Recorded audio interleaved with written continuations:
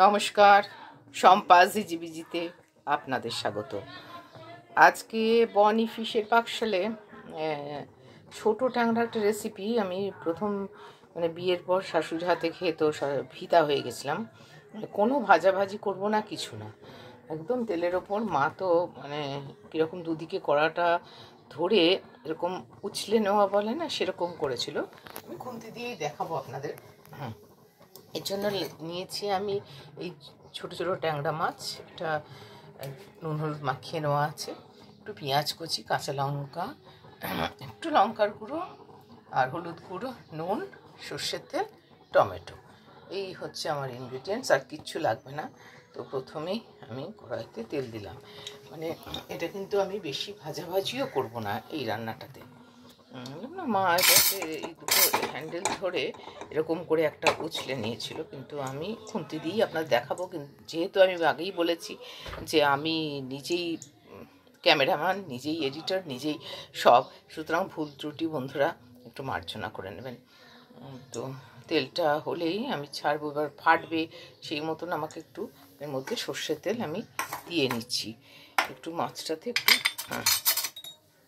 মাছই আমি সর্ষের তেল মাখিয়ে নিচ্ছি।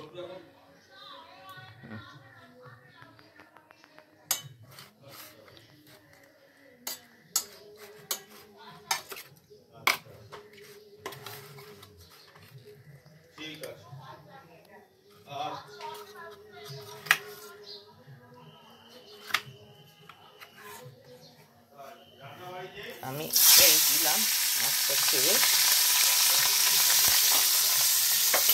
এবার আমি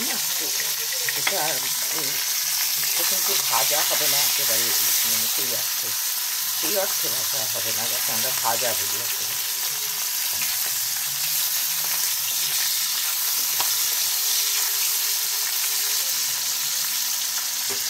আমি একে একে পেঁয়াজ আর কাঁচা লঙ্কাটা দিয়ে দিলাম,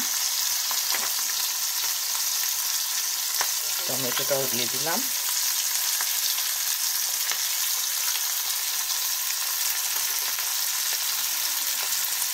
দিলাম একটু নুন, অল্প দেবো, মাছটা মাখিয়েছি, বলেছি আগে যে উনি একটু নুন কম খান, আবার বেশি হয়ে যাবে। দিলাম একটু হলুদের গুঁড়ো আর একটু লঙ্কার গুঁড়ো। একটু ঝাল ঝাল হলে ভালো লাগবে, কারণ ভীষণ মাখা মাখা হবে তো, এই জন্য। আর আমার বেশিগুলো কিছু করার নেই, এটা এইভাবেই এবার গিনে গিনে হবে, আর কিছু না। আমি জোরটা কমিয়ে রাখবো। এটা অনেকটা বাটি চচ্চড়ির মতো, কিন্তু কড়াই তেল গরম হলেই দিতে হবে একটু। আর মাছটা একটু এপিটো পিঠে আমি করে নিলাম, এটুকুই কথা। এবার এই পেঁয়াজ আর এটা আর কিচ্ছু আমার দেওয়ার নেই, এটা এর মধ্যেই মজবে, দিয়ে তেলটা ছেড়ে দেবে। ঠিক করা নেই না,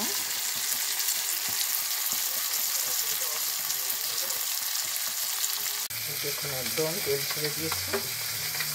এটাকে বন্ধ করে দিচ্ছি, কিন্তু এরকমই হবে মাখা।